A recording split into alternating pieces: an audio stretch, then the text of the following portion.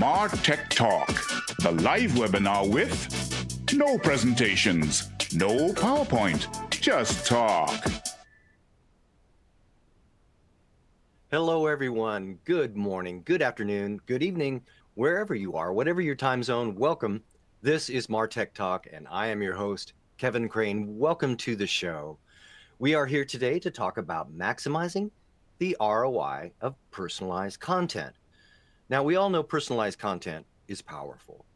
Personalization is powerful in marketing because if done right, it allows us to better connect with our audience, our customers, and deliver content and experiences that resonate with them, hopefully inspiring them to more readily engage with us and be customers and supporters, and thereby provide us with differentiation from our competitors and advantage in the market.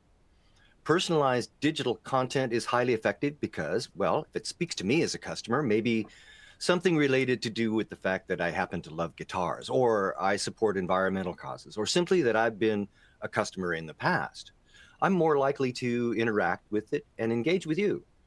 This leads to improved customer experience, a topic that we've been exploring in the last few weeks on this show. It was just last time when we talked about boosting customer experience with generative AI. And if you didn't see that show, you've got to go to the MarTech Talk archives and check it out. Other reasons why personalized content is powerful: higher conversion rates, enhanced customer retention and loyalty, the ability to leverage cross-selling and upselling opportunities, better brand trust and credibility. And these are just a few, and they're all really powerful. Ultimately, a well-thought approach to personalized content leads to a competitive advantage and increased ROI. But how do you do it? And how do you know which personalization techniques work the best? And what are some key metrics that we should use to measure our success? And ultimately, what are some best practices we should consider when looking to connect with customers in a more effective and profitable way? That's what we'll be discussing with a great panel of guests today. So stand by for that in just a moment. But before I introduce our guests, I do want to say that we want to hear from you too. We'd like to encourage everyone attending today to participate. So please join in with your comments in the chat section. And if you have a question along the way for our guests, please enter them into the chat feature. That's where I'll be looking, and I'll attempt to get some of your questions into the flow of the show. And we'll certainly have a few minutes also at the end for your questions. All right, so let's bring aboard our great panel of guests today, starting with Jamie Grobert. Jamie, are you with us? Hello, Jamie. Good morning, Kevin. There you are. Jamie, welcome aboard. Now, Jamie has nearly 25 years of experience in marketing and media, working with B2B and B2C clients and campaigns ranging from oil to glass to e-mobility to sustainable energy and fintech, biotech, ad tech, all the techs. But her latest hobby is sailing. Jamie, what kind of sailing are you doing? Actually, I recently got involved with a group here in the San Francisco Bay Area that does race sailing. And one of the teams that I work with is actually trying to qualify for the 28 games. Nice. That's fantastic. Well, I have a story about getting caught in the Bay Area on a boat in the middle of a storm, but that's for another day. Welcome aboard, Jamie. Thank you. Joining us is Priyal Baroli. Priyal Baroli. Priyal, are you with us? Yes, I'm here. Hello, nice to meet you Priyal. guys. Welcome aboard. Priyal is a thought leader and a strategic-driven technologist encompassing engineering, information technology, omni-channel experience, and marketing automation for 15 years or more. He loves to spend time also on DIY home projects and gardening. All right, Priyal, what are you doing at home? What's your latest project? Mostly around my patio project or any in-house project that I love to work on, essentially giving my personal touch to it, right? And utilizing full of spring and summer for my gardening. Nice, nice. Well, we hate to tear you apart from that, but welcome aboard today, Priyal. Thank you for joining us. And also joining us today is Mustafa Bora. Mustafa, are you with us? Hey, Kevin. Thank you for having me. Hello, Mustafa. Welcome aboard. Now, Mustafa takes care of MarTech and personalization for Kareem, but outside work, he likes to spend his time adoring his 3-year-old daughter and mentoring startups. Well, let's talk about your 3-year-old daughter. How wonderful is that? 3 years old, she's growing fast, right? Yeah, so the years are going by very fast. Right now, she is into scribbling. So I'm learning to, like draw and write all the way from the start with her. Well, congratulations. My daughter was once 3 years old. They grow fast, so enjoy every sandwich.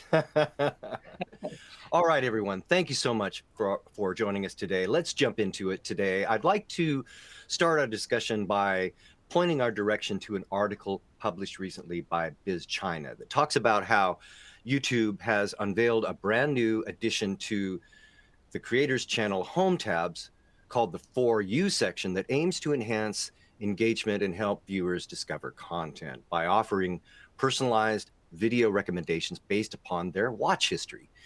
Creators now have the power to select the types of content they want to include in this section and further personalize the For You section by selecting whether to display shorts, live streams, full videos, or a combination. And they can decide to include all content or only showcase the most recent material. So my question for the group today is, what do you feel the impact will be for YouTube creators with this? And ultimately, how do you see this feature benefiting marketers at large? Jamie, do you have a thought about this? Yeah, excuse me.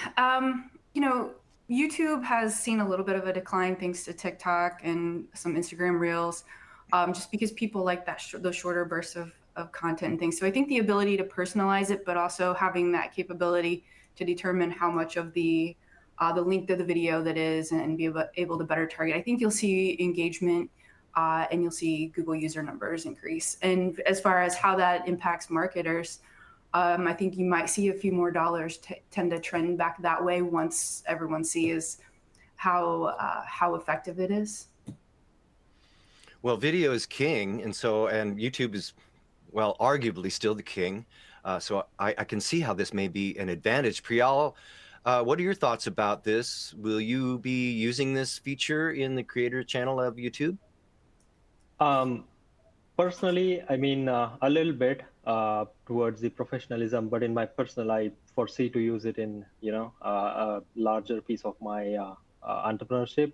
But essentially, I think the thoughts are around leveraging more personalized content, right? And having to use the recommendation algorithms behind it. I think more focus on the shorts because, like Jamie was saying, the more audiences are interested in not lengthy videos, but leveraging that audience, having your audience research done beforehand, and having that segmentation as a key part to strengthen those algorithms, right? And maybe posing more focus on your playlist and a series.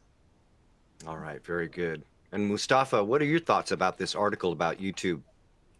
So like this is definitely a very interesting change. Essentially, YouTube had been relying predominantly on algorithms to figure out what recommendation it shows to a user. It's good to see that now there would be an active involvement by creators to tailor that a bit. So that's one way kind of the automated machine learning recommendations are meeting some sort of manual inputs. The features that are available to creators right now in terms of what goes into the For You tab are limited, but I'm sure with some sort of initial launch of this, they would keep on adding more features so that creators can be a little bit more selective about what they put on the For You tab. All right, Mustafa, we'll keep an eye on how it does develop. And for those of you with us today, a link to that article is in the chat feature if you'd like to go check it out for yourself. All right, everyone, let's dive in a little bit to maximizing the ROI of personalized content. Personalized content is something that we've known about since the days of direct mail. It can be very effective. It also can miss the mark. So I'd like to understand each of your perspectives and strategies for evaluating individual pieces of personalized content. This is our first discussion point for today. And what some key metrics are to evaluate those individual pieces of content. What content it works? How do I know that it works? How do I evaluate whether I should continue on? Priyal, do you use metrics to evaluate individual pieces of personalized content? And if so, what are your recommendations? Yeah, so see, I think it starts from your predominant channel, right? So email is still by far the biggest predominant channel leveraged in the industry. And the other channels are still growing, such as push and SMS text, web messaging. But having to say on the email predominantly, I think the backbone of segmentation, customer research, having your a unified customer data platform really fuels your personalization. And once after implementation, I think the more key metrics are focused on conversion, click-through rate, the results of A/B testing, maybe introducing an AI to leverage today's era of machine learning to make sure there is no manual engagement around, so that it's constantly looking at your KPIs that you are defining, then constantly optimizing the treatment for your customers. Interesting to hear you say, Priyal, that email is still the predominant vehicle. Am I getting that right? And if so, how do you measure things like click-through rate and conversion rate with email?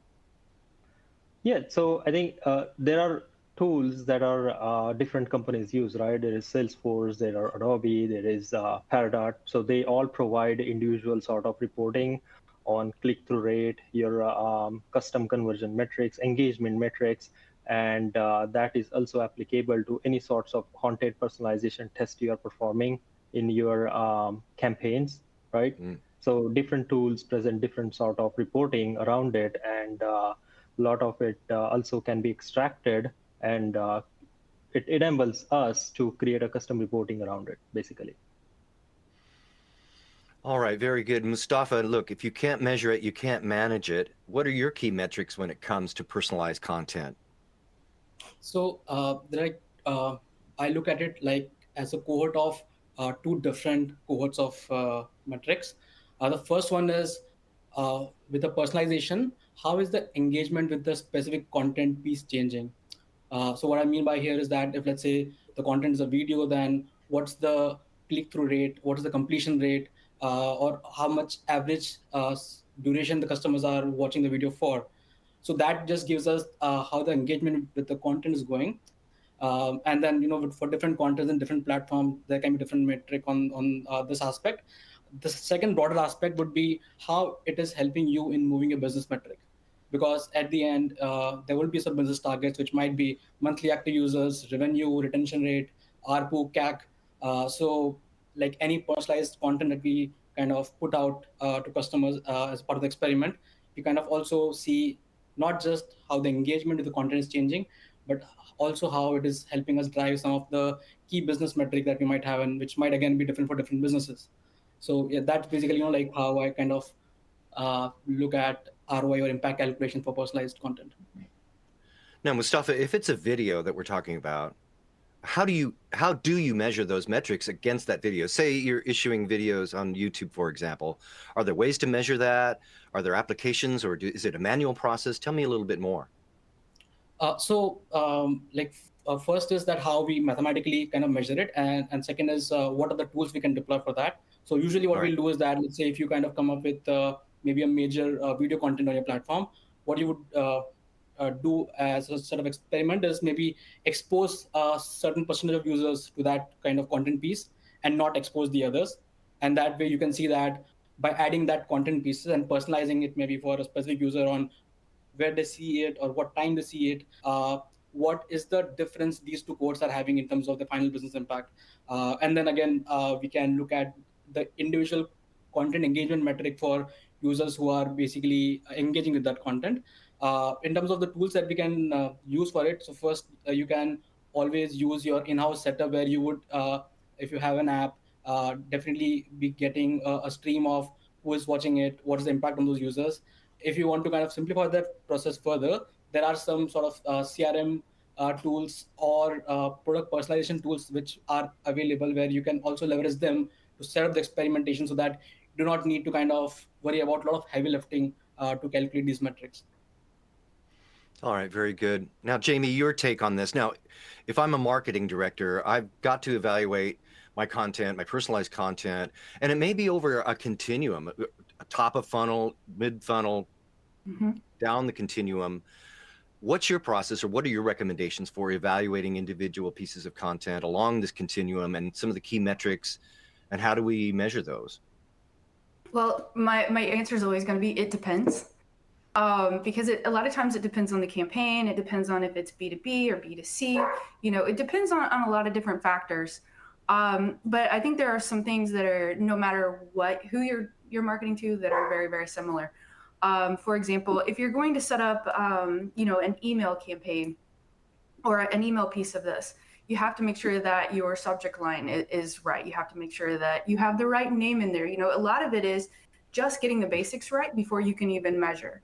I think we've all had a systematic glitch or something where we sent out an email through a platform and the name wasn't there. You just had the first name in quotes or something like that, So I think, checking those things, making sure that you have everything right to launch. Then you can really roll into the metrics. How are you going to measure? What are you measuring? That's the first thing. If a campaign doesn't perform very well, you go back and you look at message. You look at, okay, targeting. Where did you get the data from targeting? Was your audience something that did you purchase a third-party list? Say, okay, this is their interest. This is what we're looking for. Or is it your zero or first-party data? Those are usually telltale signs, because if you have zero and first-party data, those are user-generated data points, and those are typically more successful when you're trying to do a personalized campaign. So it really all matters. The beginning is so much more important than the middle and the end. And end is sales, but if you don't get the very beginning right, nothing else really matters. So you want to make sure that in that personalization, you're paying attention to feedback from users if you have it. And you want to make sure that, as you're setting your goals for your campaigns, you're going to measure brand lift. You're going to measure conversions in the form of sales. You're going to measure micro conversions. And a micro conversion is when you're trying to what we call nurture a lead. So let's say someone engages with some social media content that you've posted, and it was due to targeting because it's paid. So you targeted a specific audience. You had very, very high engagement in that. People work through the funnel. And you develop pieces of personalized content throughout that funnel experience. Whether it starts with an ad, whatever you do to put them in the funnel. Then the rest of the content pieces kind of follow a path. Why? Because the more that you help guide their path, the faster you get them to a sale. And that's the ultimate goal for all of us, right? Either developing a new channel partner or getting that sale. And then you want to look at the lifetime value of a customer. Is that customer repeat? Did they stop after a single purchase? Is this somebody that you could reach out to, do a survey and find out if your marketing's working or your products are working, and what changes can you make?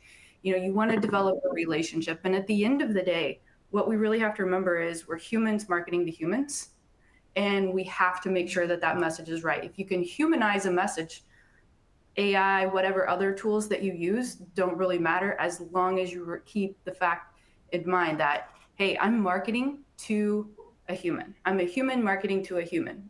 And that's, at the end of the day, those are the metrics that we watch, most carefully for most of my clients. I like that, human marketing to human, maybe with some AI tools in there to get the job done. It seems to me that if I'm a past customer, that would be perhaps the most powerful thing to know about me as a marketer. What are the most powerful things that you know about a person that can be used for personalized content to gain that sale? If it's a lifetime value customer, if you have a customer that is a repeat customer, you can actually reach out to them and find out, ask them questions. How likely are you to refer us to a friend? What are we doing right? What are we doing wrong? Develop those relationships. But the key to that is also not just having that information, but really truly listening to it and finding ways that if there's a trend, if you get the same things coming from multiple people, that's a trend. And that tells you that you want to change your message, change your tactics. I'll give you an example. Generationally speaking, you're going to market to a baby boomer much differently than you're going to market to a Gen Z. And so you have to keep the tactics, the message. I have clients that have 6 different market segmented lists based on audience and interest, and they're almost all generational and interest based. And it's the same product that we're trying to sell to them, but yet the message has to be completely different. For boomers, it's how's this going to apply, because they're maybe a little bit higher, or they're likely later in their career. They may have more disposable income. A Gen Z just coming out of college or high school or something like that doesn't have a lot. So they want sustainability, reused. They want to know what's going to be good for the long-term impact of society, or what's going to sustain us. So you have to adjust your messaging like that. And that all comes down to personalization. And that's where you really, really, truly need to pay attention to those user metrics. All right, very good. Some great perspectives and ideas with respect to the key metrics and personalized content. All right, folks, let's move on to our next discussion point today. And that really has to do with digital content solutions for personalized content. I am not familiar with some of the solutions. We're certainly not as familiar. Getting the most effective personalized digital content solution for your money, that's a big question. What are those solutions and how do we get the most for our bucks? Mustafa, what is your thought on that? So as you referenced, this is one of the most tough thing to think about, because the market with all of these tools have become very, very cluttered. And if you want to kind of go out and just search for tools for personalization, you might get a list of 100 plus things that would come at your disposal. But just to simplify that, I like to at least break them up into a couple of categories. So the first category is when you want to do personalization for your outbound comms. So for example, emails, SMS, push notifications. So for these, there are some dedicated tools that you can kind of try to leverage. So there are some marketing automation tools like HubSpot, Marketo, which would basically help you in crafting some of the customized marketing automation journeys, which would help you do the personalization. Then there are some user segmentation tools which would help you identify the right segment for which you can send out some personalized comms. For example, as Jamie referenced, that maybe for your users, you have different generational tagging saying that, okay, this user is a boomer or this user is a Gen Z. And then based on that, these tools would enable you in kind of sending them different contents given the tagging you have. The second category is for tools which can enable you in doing product personalization, because outbound com is just basically to bring users to use your product. So for example, once they land in your product, then you might have different content in different places, and then you want to ensure that all of those things are making sense to the users. So for these specifically, there are product personalization tools like Qubit, and there's one more which I'm forgetting the name of. Let me just refer my note here. Which is dynamic yield. So these tools would basically help you in kind of crafting the right real estate on your website that can enable you in giving them maybe a personalized carousel where they can see the top movies, or a hero kind of segment on top, which will give them one thing that they might most likely to engage with. The third category is of tools which would help you with the data and analytics. So all of this tools are kind of doing some actions or sending out some content to the users, but then to kind of tie them all together to kind of ensure that you are constantly listening to what the users are doing on the app, which will then enable you to personalize things better for them.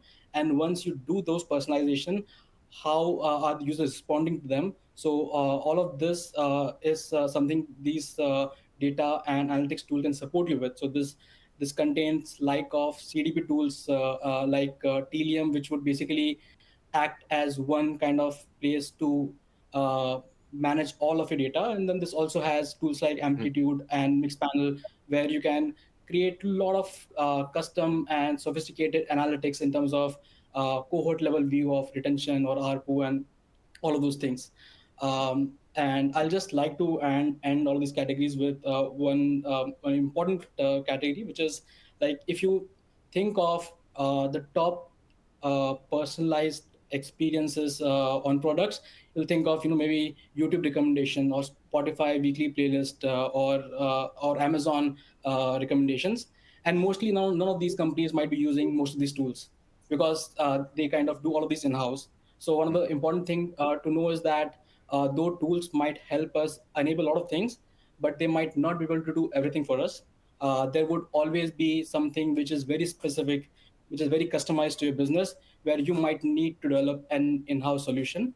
And to what percentage you end up leveraging these tools and to what percentage you develop things in-house would depend on how much sophistication or effort you want to put on into it, and then what business you are in. Fantastic. All right. Now, Priyal, in the last couple episodes of this show, we've been talking about the use of AI in marketing, generative AI, and the implication is that it is driving some of this personalization. Now, from your experience at One Main Financial, are you using AI assisted tools for personalization? And is that something that you recommend in terms of getting the most effective digital content solution? Yeah, so short answer is yes, we do, partially in some of our comms, and historically as well, since this, AI, machine learning started in the talks, right? I started exploring some of those things and how to leverage those, right, in multiple communication, not just email.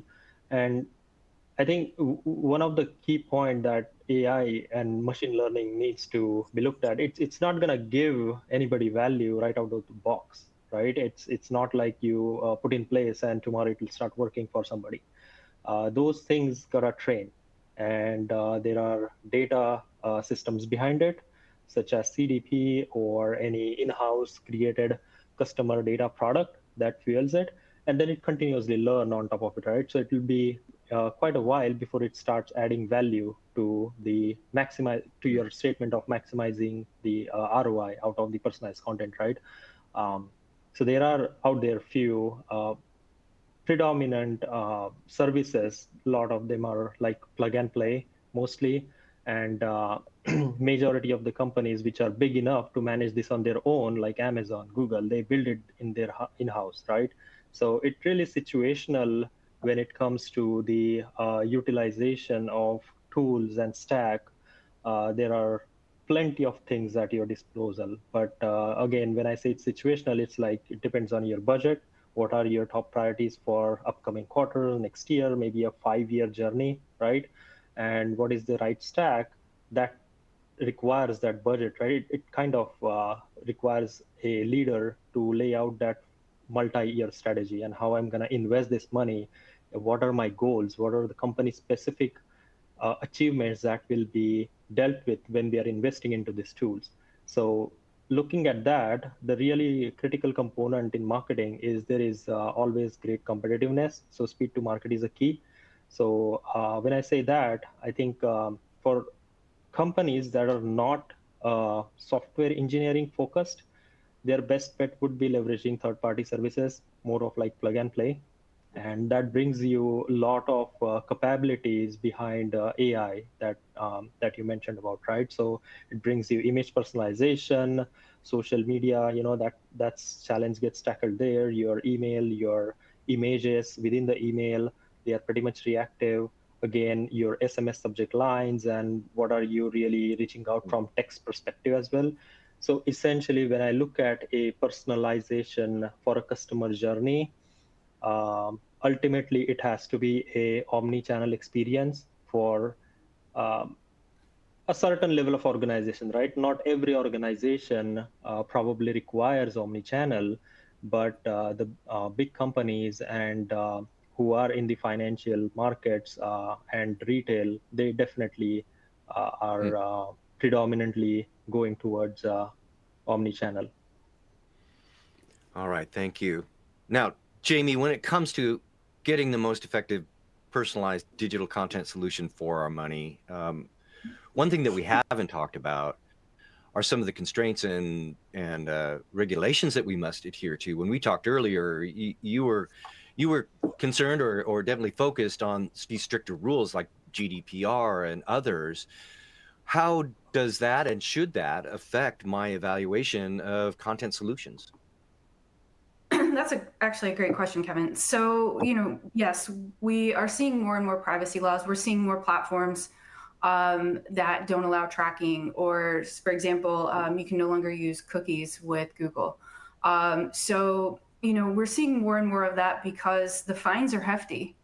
I think a couple of years ago, Amazon had like a $20 billion fine from the EU because it violated GDPR rules. So not only is it impact you financially, but it also impacts brand trust. And it takes a lot to build that back once you lose it. So I think, there's a large concern about personalization. And that's why earlier, I mentioned zero party and first party data. That zero party data is willingly given to you by a user. If someone goes to your website, opts into your mailing list to get more information about your products or anything that's going on with your organization, and then they select their preferences and things like that, they're giving you permission to email to them. They're giving you permission to contact them, to personalize your message, to target them. And it also goes back to overall content experience on your website. So it all kind of creates this one big chain, and how they fit into the different pieces in the funnel is how they track back, right? Performance. And a big piece of that is your website. I'm sure, Kevin, you visited a website and it has a cookie disclaimer at the bottom. Hey, we're using cookies to track you. Is that okay? Yes or no. Then you have your privacy policies and your terms of use on websites and things like that. If you're going to a website for a business that's selling you products, and you don't pay attention to those things, it's really hard to say, oh, well, you violated my privacy, right? Because it's in there, what we're going to use the data for. And my partner and I recently launched a new website, and some of the questions as we were working with the lawyers to determine the website, hey, we want to be compliant. So they ask us these series of questions. What type of information will you be collecting? Will the users be able to opt out of said things? So there's a lot of things that go into that. California, for example, here in the Bay Area, we have rules that are very similar to GDPR. Some states don't. Some countries don't. Some countries have even stricter rules, like China has even stricter rules about the content that you can send there. So personalization, while it's incredibly vital to marketers, there's a really fine line that we have to watch. So we really, really do rely on as much first and zero party data as we can. And then we fill in whatever gaps we have with, third party data that we collect from valuable sources. Like, for example, when we're working with B2B clients, we'll utilize data from trade publications or association publications that have permission to work with those users or have the information and the users have said yes. So we work with partners, and partnering with people in these channels. And I love what was said earlier about omni-channel. That is the most successful way to do it. Recent studies show that there's 33 touch points before the average person will buy. If it's a strictly digital campaign now. And by touch point, it can be social media, it could be a search ad they see, but it's that recurring message. And that goes back really, truly to basic marketing principles of reach and frequency. And those are all things you can set as part of personalization. But again, it goes back to a lot of the zero and first party data in that, I want to be contacted monthly, weekly. It's okay. Send me something daily. A lot of those people, you have those kinds of things. And that's how you circumvent the GDPR. You don't have anything to worry about. As long as you stay compliant, personalization is easy. And really, not only are you building trust, but you're also building your brand.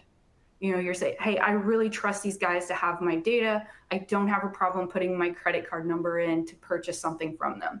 So I think that's where everything ties back into is we just have the end user. Again, we're humans marketing to humans, right? And if we have that human and we take care of that basic level of security and protection of your information, we're always going to be in the clear. We are here today with Jamie Grobert and Priyal Borale and Mustafa Ora. We're all talking about maximizing the ROI of personalized content and marketing. If you have a question for our panel, please feel free to enter that into the chat feature.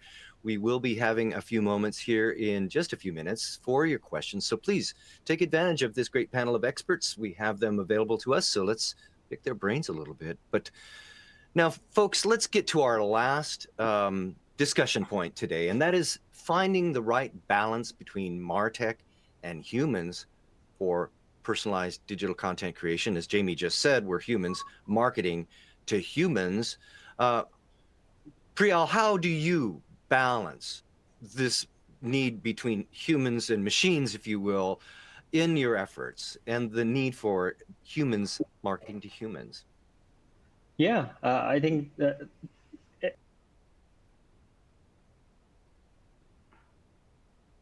Did we lose Priyal? offices. Priyal, you dropped out for a moment. Oh, Are you still with us? yes, I'm here. Can you hear me? Yes, please go ahead. Excuse me. All right, no worries. Sorry about the glitch. Yeah, I think so. Whole MarTech stack really not just whole machine learning and everything, right? I think it has to be built from scratch. And when I say that, I think there are the humans behind it who are really making it happen.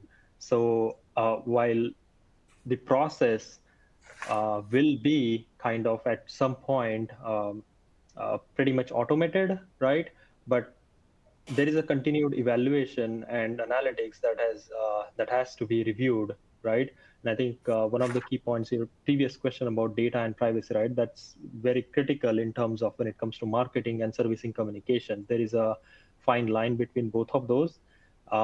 There are CCPA guidelines, there is GDPR. How do we market to other people, right? So there has to be a legalities involved and what we are doing, what we are enabling our AI engines to do for us as well, right? So those things has to be carefully reviewed. And another aspect of that is a consent management, right? So for digital, like you go ahead and you customize your cookies. So similarly for all other channels, customer may have other preferences like, hey, I don't want to receive your newsletter, but hey, I'm interested in your partner promotions, or maybe I'm interested in your new offers, right? So those type of things really has to be carefully reviewed in terms of SMS, text, what your chat bots are talking to your customers in terms of when somebody comes and they pop the block and they start typing. There is always many times a bot is talking to you first, right? So how much is that human centered? And there have been a few study cases that people integrated ChatGPT in their integration, talking with chatbots, and that really bumped up, reduced their, issues in some sort. But it has to be continuous learning, and somebody has to review it because there is a different intent behind every customer, right? And how are we really reading their minds in terms of when they are talking to a machine? So at some point, it has to be a person that has to be talking to the customer, right? So there is always going to be a human involvement in there. So I think that's my thought around it. Mustafa, are we in too much of a hurry to take the human out of the process? So like this is an important balance that needs to be struck when it comes to personalization. So essentially what we're doing in personalization is we are taking a leap of faith, right?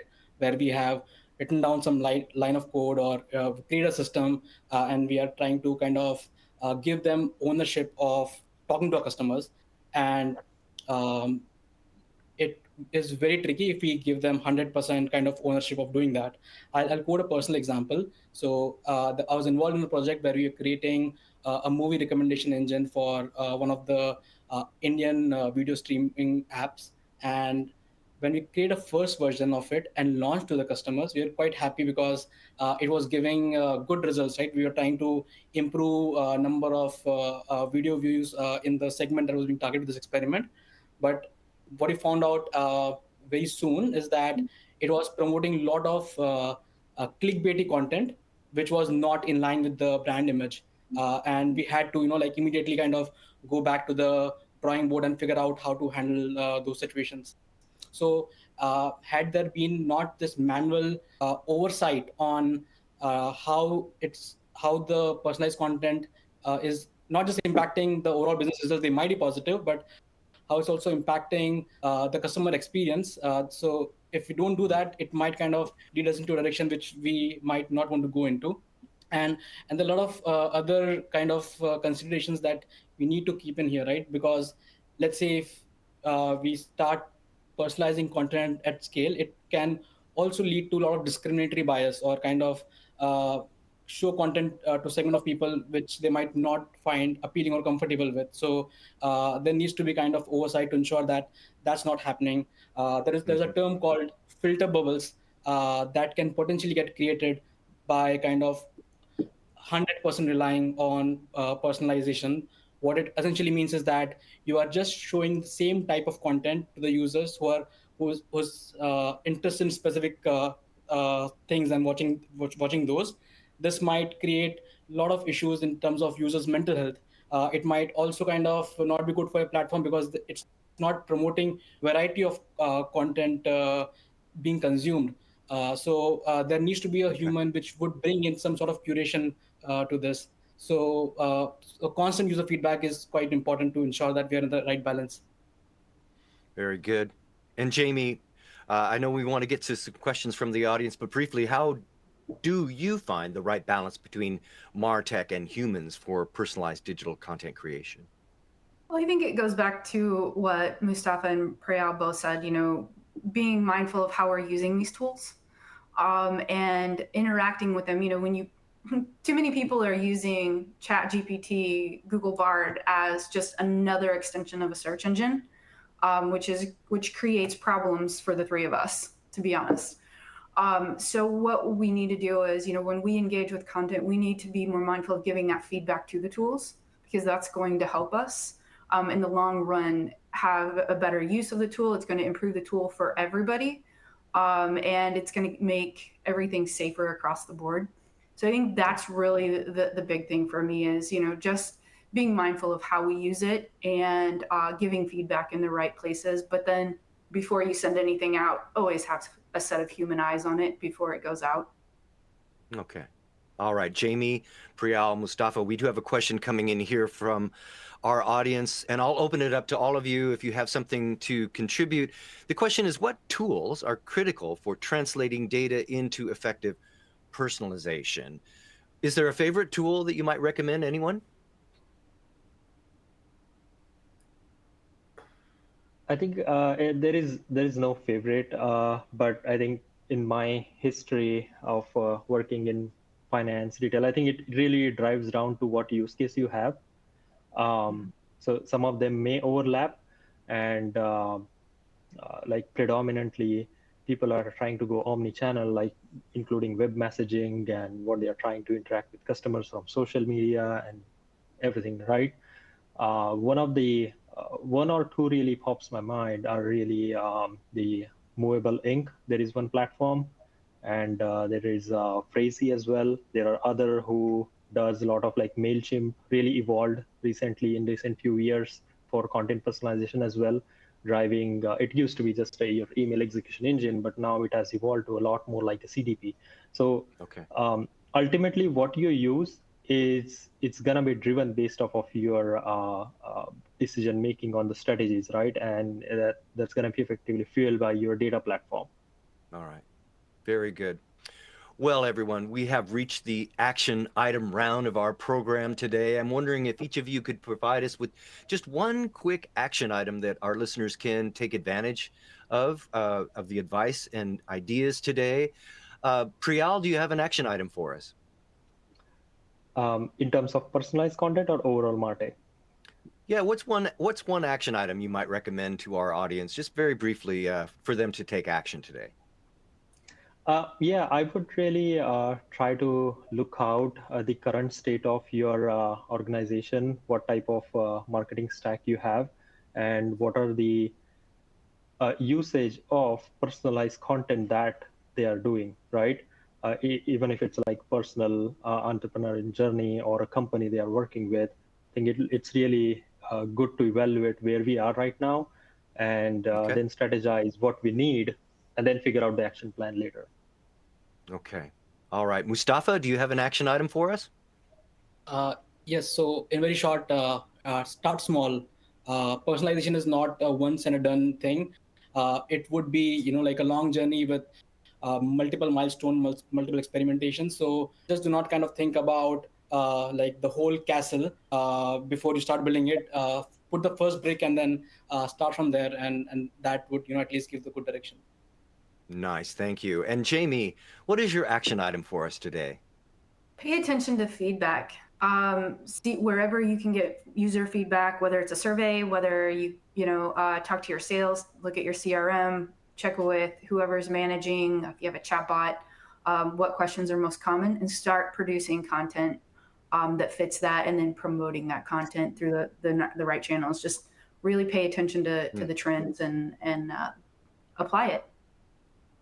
Nice. That is Jamie Grobert, also Priyal Borole, and Mustafa Bora. Thank you, everyone, for being a part of this discussion today. What a great panel. Your perspectives and advice were spot on.